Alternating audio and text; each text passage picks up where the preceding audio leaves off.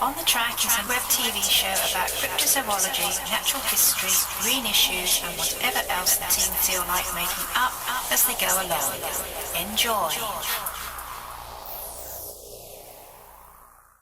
So, what do we have in this episode, Mr. John?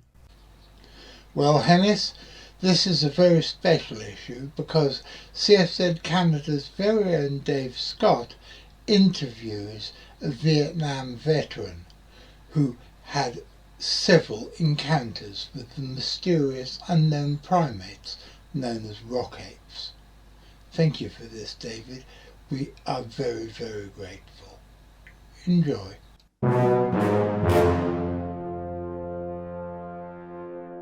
really like the old credits.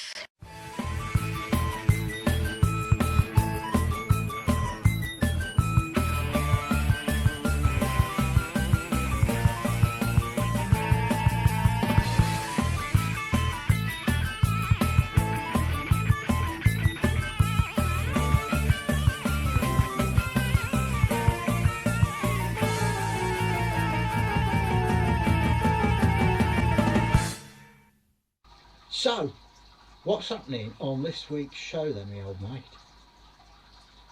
Oh, Ken, I'm very excited this week because we have got my very favourite singer on the show.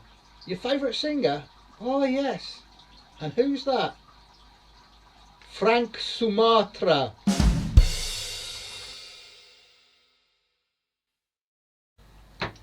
Good afternoon, ladies and gentlemen. My name's John Downs. I'm the Director of the Centre for Fortean Zoology, and welcome to another episode of On the Track. Every Wednesday evening at 6:30 and every Saturday afternoon at 3, we bring you a general hodgepodge of hard science, weird shit, and surreality. What's surreality, you ask? Well, let's ask Archibald. Hello everybody, my name's Archie and I'm going to tell you all about what surreality is, except it's something to do with cats and I'm not really sure. I've always been fascinated with the stories of Vietnamese rock apes. They were first heard about in the West when Vietnam vets brought back stories of their encounters with something that seems very similar to the Sumatran orang pendek. By the way, when I say a Vietnam vet, I mean a Vietnam veteran of the war in Vietnam, not a doctor who looks after animals like my stepdaughter Josh. However, those of you with long memories will remember a few weeks ago we were talking to David Scott, who is the head of CFZ Canada, and he told us that he knows somebody who had been a soldier in Vietnam and who had his own encounter with rock apes. I asked very diffidently, could he possibly interview him for us? Oh yes, he said, there'll be no problem, I'll do it tonight. And here it is. Edit this out. Sure. All right. Hi, it's Dave Scott from CFZ Canada. I'm an American anymore.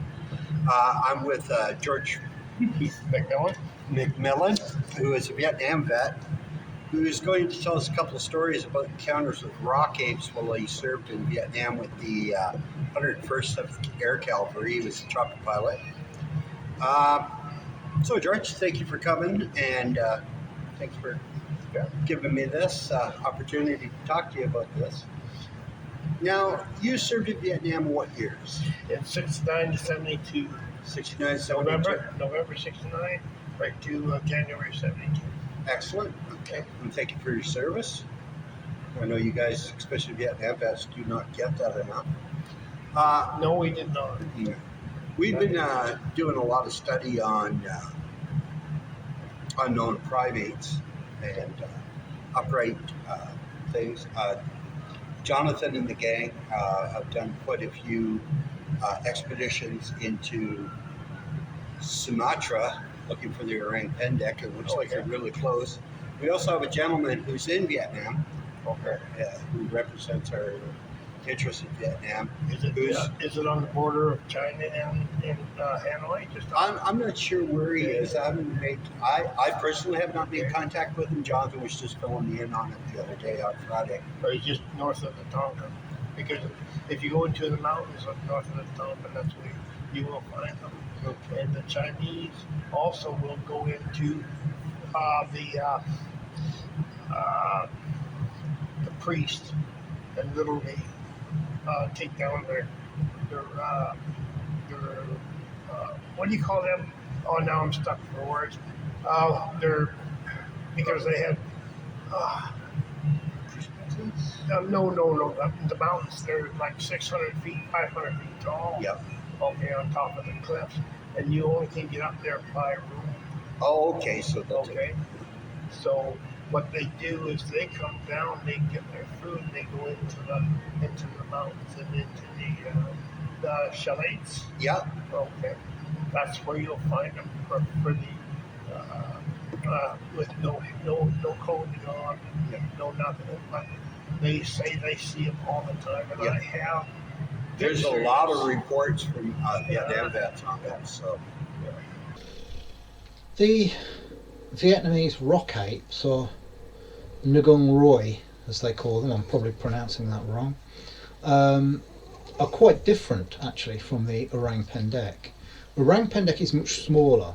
It's 3.5 to 5 feet tall, usually around the lower end of that.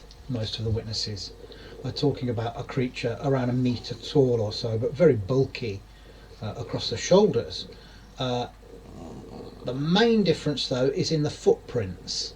The rock ape footprints are very similar to human footprints, whereas the orang pendeks have a very widely splayed hallux or big toe, like most apes. They have a broad heel, unlike most apes, but they have this splayed hallux, which is very simian in form, whereas the rock ape footprints are much more human-like. And the rock apes are bigger. They range between 5.5 to 7 feet tall. The biggest ones were around 7 feet tall that the GIs said that they saw. And the rock apes seem to be more gregarious. They live in troops rather than solitary like the orang pendek. And the hair analysis done for us by our old mate Lars Thomas at Copenhagen University seemed to indicate that the orang pendek is a ground-dwelling species of orangutan, a completely new species, terrestrial and standing erect, whereas the rock apes seem to me to be more akin to the Russian almasty in both size and appearance. They seem to be more gregarious than the almasty, but in size and appearance they seem much more like the Russian almasty. So I'm not saying that they're exactly the same species. They may be subspecies, they may be closely related, but the rock apes and the orang pendek seem to be something entirely different. There's one about a firefight. I can't remember where it was. Sorry, I should have studied this more, but I didn't expect you to. Okay. So,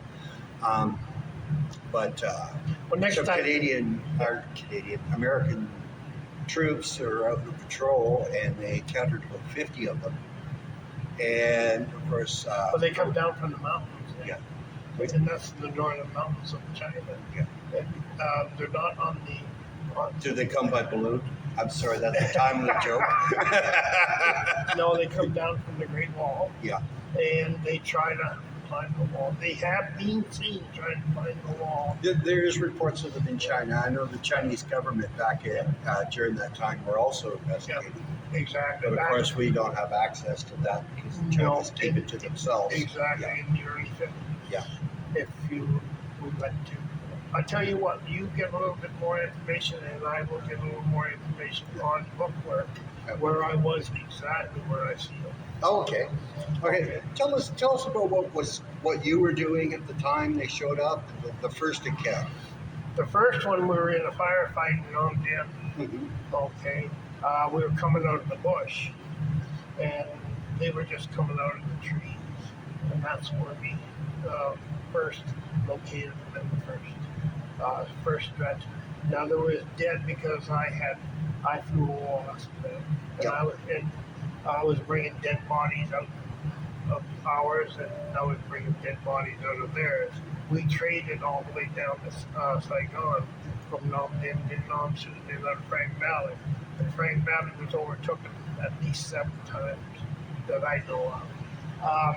Where I was in a firefight, the chopper went down with 2 dead bodies, and I was there for 7 days alone. And it was lucky there was another cavalry unit that came in and got us out. Other than that, we were prepared. Yeah. But they, I have pictures. I should give you pictures next time I do come in when you do take this interview of me. Okay, I will give you pictures of the rock apes. Yeah, exactly. Were they aggressive the first time you encountered? No, they weren't. They were just trying to get out of there. Yeah. So they weren't very aggressive, but they were. How do I explain that? Scared? Yeah. Probably the same as you guys were. Exactly. We didn't know. Yeah. We didn't hold the map when they covered in hair. What do we do? I'm covered in hair too. Yeah. But these guys, like, no clothes, no nothing. They were Very human looking, or they were just like back in what was it, AD, or was it BC? No, don't get me wrong. No, that was when the first ape. BC, yeah. Before Christ. Yeah. So they grew from an ape to a man. Yeah. Okay, if you read the Bible. Yeah. Okay. They were slouched, but they grew into a man that. So do you think they're a primitive man? They're. I wouldn't say. Or would you say they're an ape? I would say they're an ape because they had all the intentions of still hair on. Yeah. And to this day, they still have hair on. I got a couple of Italian friends that are pretty hairy. Yeah. but you know, not Neanderthal. If you go back before Neanderthal. Neanderthal was BC. Yeah, they all were. All primitive man, yeah. But nowadays, it don't matter. If you're not wearing any clothes and you're in the bush, you're going to grow. You're going to grow hair. Yeah, you're protect your body's going to try to protect itself, or your dermis, anyways, your skin. Feral people who are living in the wild have sometimes been known to grow hair, but that is a side effect of malnutrition. They're not nearly as hairy as rock apes, and couldn't possibly be confused with rock apes. There's something totally different. As many of you know, I was a nurse many years ago, and it's one of the things that I was taught during nurse training was that when you find people who are suffering from serious malnutrition, whether they're in the jungle or not, they do develop quite noticeable amounts of hair on their skin. There's one young lady who I know who she wasn't actually anorexic, but she was painfully thin during her adolescence, and she grew hair all over her body, much to her embarrassment and to her mother's concern. So do you think they're a primate though? I think so, yeah. Yeah. Okay. So a type of ape. Yeah. So you had they were more or less running too. They because were of the firefight. They were running. Yeah. And 2 of them came out of the trees. One came out of the bush, and the little one. Yeah. I don't know if it was a he or she. So correct me on that aspect. But that one there, we lifted. There was 5 bodies that day. Yeah. And that little one was still hiding. It ran back towards the path in the tree. Wow. And what about your second encounter with them? The second one was when we were in the bush, and I was 5-10 feet over. Yeah. And we had to go north of Hanoi, just inside of China. Yeah. We had to bring a couple of, why they even went up there was a couple of CFs up there that were, the pilots were down. Yeah. And we had to bring them out. So we're flying through the trees. There was 2 of us, and there was 3 Sandys covering the way. And they dropped 1,500 feet of bomb. Yeah. And just to clear our way so we could get these guys out. Yeah. And we did. We packed that HE3. No, were these, now, the Iran Pendek, were they after the bombing that you saw them? No, they were just before the bomb. Just before? Just before they were running. Oh, they were already running. Yeah, so they were running. And the palm just over glazed them. Yeah. And they were underneath the glaze. So they were lucky they weren't even drawn. You would have had a body. Yeah, but I didn't want something like that. That was, that's God's creation. Yeah. And that should have never ever happened. In God's creation, it's like you and I. Just remember that, okay? They're supposed to be left. Yeah, we're supposed to be caretakers of the earth. Yeah, exactly. Yeah. Yeah, very much so. Yeah. So, nevertheless, anyway, it's just when I encountered them and I dropped and I picked up 4 guys in that HE3, that's when I seen another one come out of the. Oh, I got it. Now, those pictures that I have, I don't know if they're true, but I still have pictures of a dark illusion. But I do have a pretty clear one that there was no clothes on this one. And they stood about, I'm guessing, well, I'm 6. I'm guessing they were anywhere from 5'7" to 5'8". So they were taller than your average. Yeah, exactly. So I'm guessing. So there could have been more there, but being smaller. Generally they're anywhere between 4.5, 2.5, 2 maybe. But these were tall, and they were pretty skinny. So it's like all. They might have been outcasts. Exactly. Yeah. It's like us. Some of us are really tall, and some of us aren't. Exactly. So you never ever know. But no. Some of the stories you hear about the rock apes are amazing. I didn't realize until I was doing my research on the current book. There's reports of rock apes in Canada. North of Quebec. Yeah. North of Quebec and in the Nahanni Valley and British Columbia and Northwest Territories. All throughout the Apes. Yeah. And you'll so the Apes run all the way from Georgia all the way up to northern. Where is it in Quebec? Right to the point. The Laurentians. Yeah, the Laurentian Mountains. Yeah. Yeah, and also the Rockies. They were reported in the Rockies. In North America and in Canada, there are reports of Bigfoot-like creatures around the Nahanni Valley, but also a smaller hominin that once again sounds much more like the Russian Almasty than the Sasquatch. It is smaller, more lightly built and more human-like. Whether these are the same things as the rock apes is debatable. As you know, George and I talk a lot. I don't know why, but I know going back and research I've done, if you would have told me there was little people, like little people, like the Twiddlers of PEI, which I brought up with Jonathan, I would have went, rolled my head, eyes in the back of my head, and smiled, and went, "Oh, that's interesting." Okay. I walked away and went, "Ooh, that guy's got." I know man likes to think of himself as really advanced, and we know everything. We don't. I think we know so very little about the area, and that's not even counting the oceans. I think there's so little that we don't know about land. I know I had a discussion with, I think it was my wife Wanda, or my daughter, be Carol, it might be Catherine. But it was one of them anyways.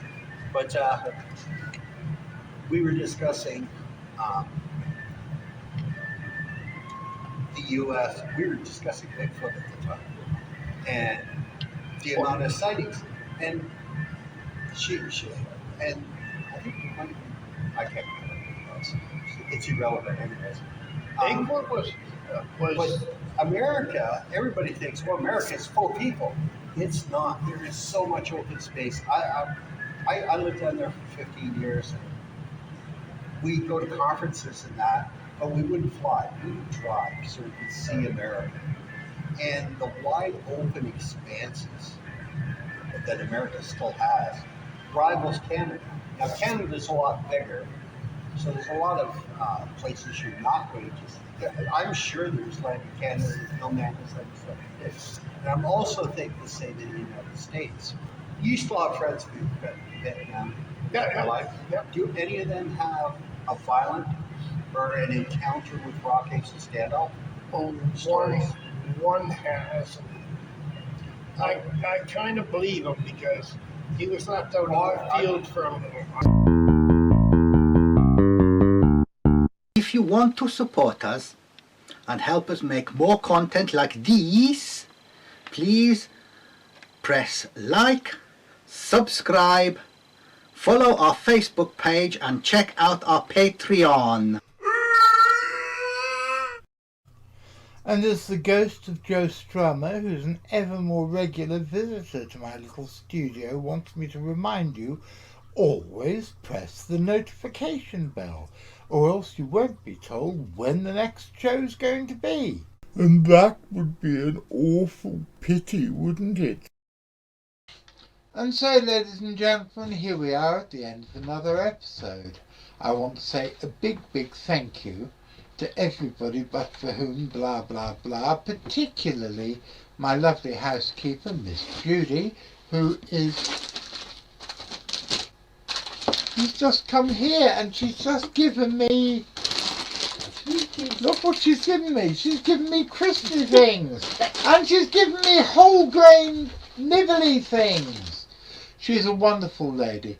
And I want to say a big thank you to my carer and longtime friend and Deputy Director of the Centre for Fortean Zoology, Graham Inglis, who is a wonderful bloke and pushes me around in my wheelchair whenever I have to go through the labyrinthine corridors of North Devon's hospitals. And I want to say a big thank you to my producer Louis as well. And a thank you to my guests this week, who have been David Scott, George Macmillan.